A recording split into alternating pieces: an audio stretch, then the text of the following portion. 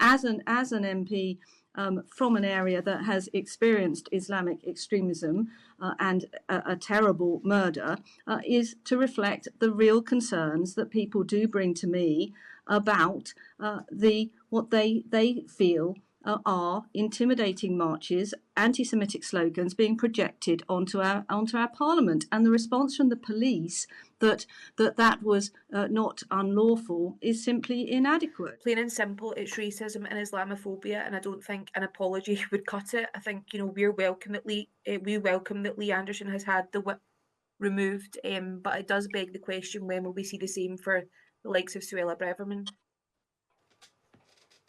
And do you think she should have the whip removed? I think it should certainly be questioned. She's made very unacceptable comments, and it's these kind of comments that are making Islamophobia seem acceptable in society. It's stoking hatred, which is entirely unacceptable. And of course, in Scotland, the SNP is led by Humza Yousaf, who is a Muslim politician. Sadiq Khan gets a huge amount of Islamophobia and has a lot of death threats on his life. I mean, Humza Yousaf must also have a lot of anti-Muslim hate as well. I just think that, we shouldn't be focusing on these things. We shouldn't be stoking divisions and stoking hatred. We should be respecting the politicians for who they are, not for the colour of their skin or what their religion is. We should be focusing on the delivery of our policies. Raphael Burr, let's bring you in. I mean, it's a pretty unedifying end to the week. What's your take on this whole business with Lee Anderson? Well, the whole thing, as you say, it's deeply demoralising. And I'm afraid some of the conversation that we've just had, I also find quite frustrating. I mean, I understand. So, we heard from Anna Firth, who I think did a kind of a heroic job in trying to deflect a question about what Lee Anderson said to a different discussion about protest and who's protesting and what the motives behind those are, and what, how radical Islamism might be adjacent to some of the protests about Gaza. Whereas actually what Lee Anderson said, which is what you asked, was self-evidently untrue. I mean, it's quite clear that Sadiq Khan has not somehow been captured by Islamists. And in fact, it should be, as I think she would probably agree, a source of enormous pride that London, the capital of the UK, one of the biggest cities in Europe, certainly the biggest city in Europe, to have a Muslim mayor, has someone in that role who has done, to my eyes, an incredibly difficult job in balancing all of London's different communities. Now, I say this as someone who grew up Jewish in London, and who actually, yes, does find some of the elements at the protests, the Gaza-related protests, pretty intimidating. I don't think there's any doubt that when people chant "from the river to the sea," what they're actually calling for is the annihilation of the Jewish population of Israel. It's a call to violence, and it's pretty scary and offensive. And so, again, I think, when I hear Rachel Maskell say, "No, well, these are just demonstrations, these are people calling for peace, and you shouldn't conflate it with Islamism," well, there's something kind of pretty disingenuous going on there too. So, what we have is partisan MPs taking a question that you could engage with in good faith and immediately finding a way to get some kind of party political argument out of it. And frankly, I find the whole thing pretty dispiriting as a conversation. It suggests to me that you can't actually discuss these issues through the lens of party allegiance, because that just warps your view on the point you're trying to make and the point you feel you have to make on a broadcast like this. And Raf, do you think, there's, in terms of the bigger question for the Conservative Party now, because obviously Lee Anderson has had the whip suspended, and it'd be interesting to see what happens on that. But you've had Suella Braverman using this language, Robert Jenrick, Liz Truss as well.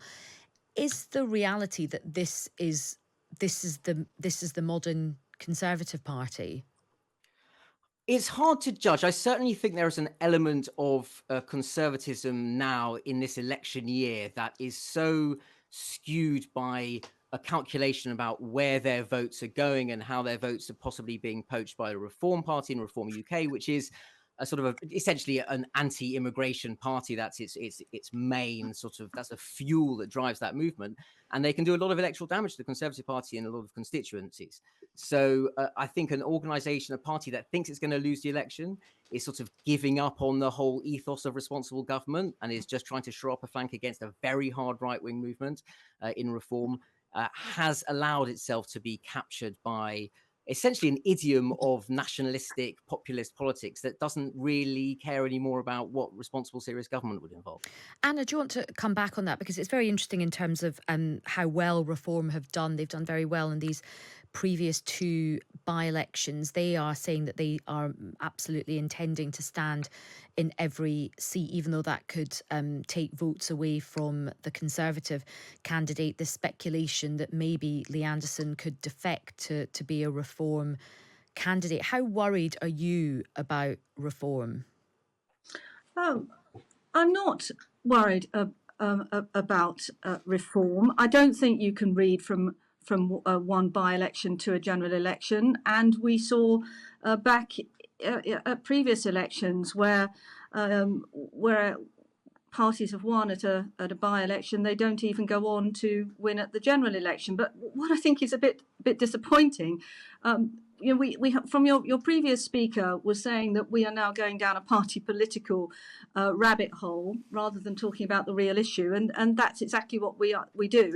If we discuss Reform, as what I am trying to talk about as an MP.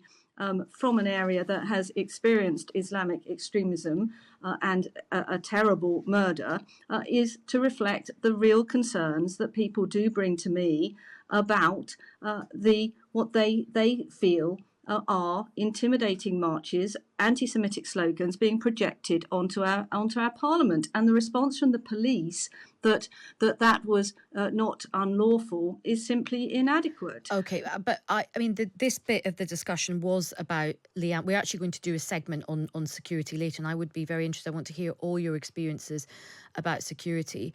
But I suppose, Anna, what many people are just messaging in, I've got many people who are messaging in who are Conservative voters, and they're saying that we don't want this to be the Conservative Party. We don't want a Conservative Party that is just pushing this kind of division. I mean, what do you say to those people? Well, I say that I don't think that the Conservative Party is a party that is pushing division. The Conservative Party has a plan to try and tackle illegal immigration. It also wants to tackle the rising amounts of legal immigration. Now, that's because these are issues which obviously, immigration needs to be controlled. That is just a sensible and responsible thing for government to be doing. That's not about veering off to the right. And becoming Islamophobic. That is just responsible, sensible government, and that is what I believe the Conservative Party is about. Rachel, I mean, there is obviously a lot of anger about what Lee Anderson said, but to Anna's point, there is also concern about what is happening in kind of wider society at the moment as well. To Raphael's point, that there are some Jewish people who do feel quite intimidated by not everything going on in these marches, but some of the fringe elements of these marches. How do you think politicians should tackle these issues? Because we do have rules in society. We don't want to have a society where extremism flourishes. How do politicians address this without fear or favour to their own sort of political tribalism, and actually look at things with a cool head? We've got to look at the wider issues, and I always think that we have to look at how we bring our communities together and to address these big divides which do exist in our society. I certainly know within York that is exactly what we did. We brought our communities together, people of no faith, the Jewish community, the Muslim community, the Christian community. We had a vigil across our city in the name of peace and justice, calling people together to stand side by side. And it's really powerful when I see the imam and the rabbi in the city standing shoulder to shoulder. And it is those kind of relationships that really do bring about change. We're a human rights city. We've really worked very hard at building those relationships across our communities to support groups coming together. But also, I do think we do have to recognise that there is a huge vacuum in our politics at the moment about setting a higher call in our country, about setting the discourse, which is, instead of about division, which we have constantly heard, and we just heard it there, about illegal immigration, as opposed to talking about, for what I certainly know, some very desperate people who are trying to find some sanctuary, looking at the very words and the language we're using across our politics and addressing the concerns and addressing the vacuum in politics. And that's certainly why we need a general election. We need change to bring about a fresh agenda which will address the concerns people have got in their communities. Okay. Raf, just very quickly, what would you say to that gentleman, Jonathan, that's just messaged in saying that, you know, it's not bigoted to have genuine concerns about hate marches?